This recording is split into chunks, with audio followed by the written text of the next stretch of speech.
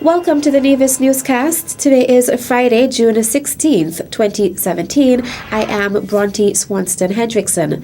Culturama 43 is officially on the way. The grand launch took place earlier this afternoon, where reigning kings and queens, along with various cultural aspects of our Nevisian culture, were displayed throughout the streets of Charlestown and climaxed at the Charlestown waterfront.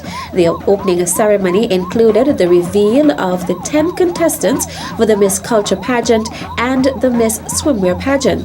The contestants for the Miss Swimwear pageant are Kachiana Robin, Monique Hall, Stavina Lewis, Terika Brown, and Theola Vanterpool. The 5 contestants for the Miss Culture pageant are Khadija Liebert, Kalitra Swanston, Donala Dorr, Mervyn Thompson, and Zarina Alcendor. The ceremony was also loaded with remarks by Chairman of the Culturama 43 Committee, Abernathy Liebert, Marketing Sub-Chair Huey Sargent, as well as persons in charge of the various subcommittees. Premier of Nevis, the Honourable Vance Amory, also made brief remarks and officially declared the festival open. On Wednesday evening, there was a meet and greet at Riviere House where the contestants signed their contracts, which consisted of the rules and guidelines to abide by for Culturama 43. The festival's activities continue tomorrow with the annual bar crawl. Because we'll be having a bar crawl on Saturday, which will leave the Samuel Hunkins Drive about 1 p.m. and we'll be going around the island, and we're hoping to end at Market Shop where the Corps will be having their troop launch. But we'll be stopping at some of the major bars along the island main road, Newcastle, Jessop's, Cotton Ground. We'll be having, we're planning right now to have some activity at Ubrenta where we'll stop for a little while, and then right now we're in negotiations with the Casanova Band to be playing some music and having folks spend a little more time. This year the bar crawl will be different because we're planning to have everyone on a flatbed truck. And so when you see the big truck, the Culturama big truck for Culturama 43, know that Culturama is coming. Culturama 43 is being celebrated with the theme, Our Festival, Our Legacy, Culturama 43. The opening exercise for a High Commission in Canada was expected to take place on Friday for the Federation of St. Kitts and Nevis. Minister of Foreign Affairs, the Honourable Mark Brantley, believes the presence of St. Kitts and Nevis will continue to grow favourably in Canada. In making remarks during the National Assembly, the Honourable Mark Brantley said he expects the opening of the High Commission to be a really significant step. It is a strong signal to our national and friends across Canada and to the Canadian government itself that we value this relationship and do not take it lightly. It is testament to the government and the ministry's strategic vision in consolidating its partnerships with key allies. Under the leadership of the Ministry and High Commissioner, the past year and a half of critical work setting up the St. Kitts and Nevis High Commission will result in an official opening on the 16th of June 2017. In the presence of nationals, colleagues, and high-level representatives from the Canadian government, we will open the door to a new future of engagement, a new era of friendship. The Foreign Affairs Minister echoed his delight in joining Canada to celebrate such an important milestone in the country's history. He added that in the Western Hemisphere and across the world, changes are occurring that are forcing states to recalibrate and reinforce their relations. And as such, St. Kitts and Nevis should not be immune from this exercise.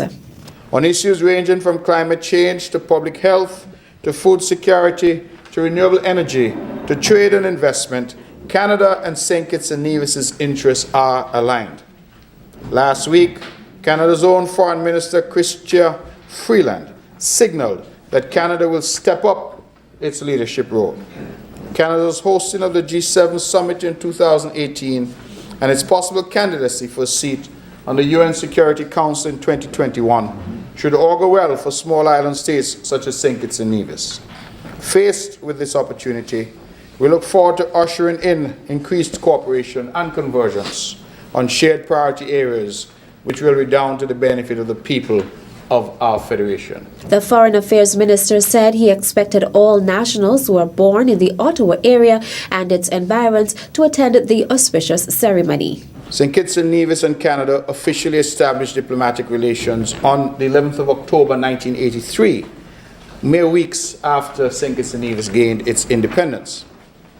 The swift establishment of relations demonstrated, Mr. Speaker, the significance that our new country placed on its relationship with Canada.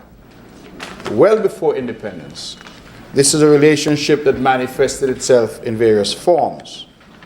These include, but are not limited to, educational opportunities, migratory flows, development finance cooperation, tourism and trade, and investment. Minister Brantley said that he is extremely proud that the government and people of St. Kitts and Nevis will now be re-engaging in a formal way with Canada. A total of 6 young persons from the Gingerland and Charlestown secondary schools will take part in the 42nd Annual Commonwealth Parliamentary Association Conference to be held in St. Kitts from the 18th to 23rd of June. Speaker of the Nevis Island Assembly, the Honourable Farrell Smithen, gave details about the conference.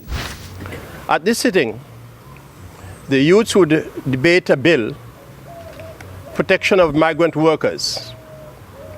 They have been going through their rituals, and it's expected that they will do well. The bill has come at a timely for our region because of the movement of persons from one jurisdiction to another.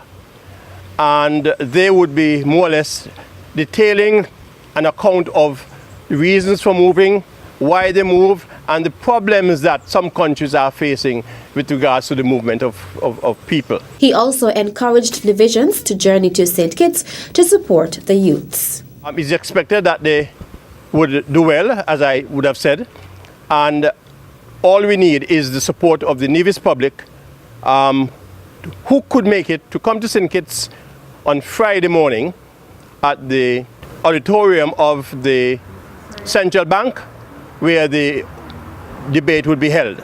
The Nevis contingent of the youth parliamentarians consists of Devon Cornelius, Laurel Lawrence, Likia Lescott, Brittany Simmons, Delcia Burke, and Celestial Hanley. Still to come. Thank you very much to the hard-working persons at Public Works who have made this possible thus far. The details when we return.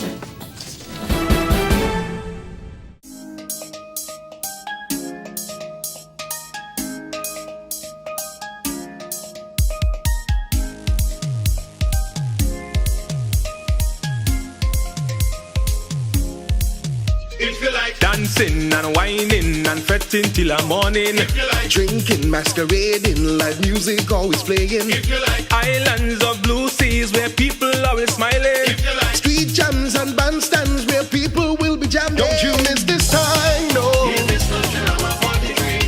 Our festival, our legacy. Don't you miss this time, no. The Caribbean's greatest summer lion. Don't you miss this time, no. Our festival, our legacy. Don't you miss this time, no. The Caribbean's greatest summer lion.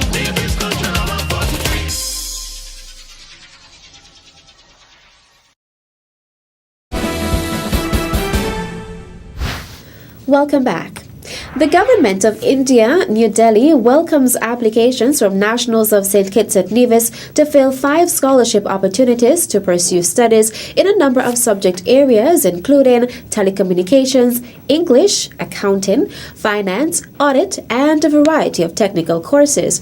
The length of study per course can run from anywhere between 10 days to 2 years.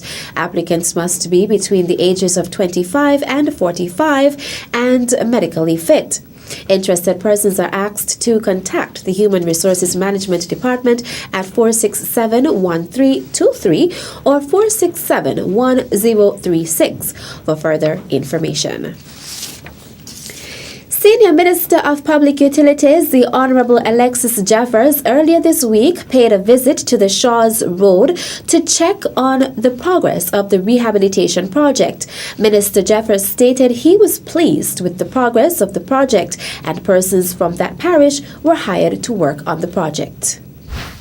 The reason why we chose to make these manually, so to speak, with workmen from the area is to ensure that they are gainfully employed and are able to make a weekly wage, so to speak, to support their families and also pay their major expenses that they have to pay as they go along on a daily basis. Jeffers then spoke about the next phase of the road project. We're going to continue with this project, heading down towards the bottom of Shaw's Road. That is the next phase. They have actually started putting in curbs and drainage beyond Mount Nevis, heading up towards Fountain. We're going to go to as far as the last resident up at the top of this road, and then we're going to complete the bottom. Then after that, the final phase will be all the way up to Go Hill in Fountain. So we have some work left to be done, but I thought it best to come here this morning to give the general public an update. We haven't been doing that over the last couple of months because I am not one who would want to show you every step of the way.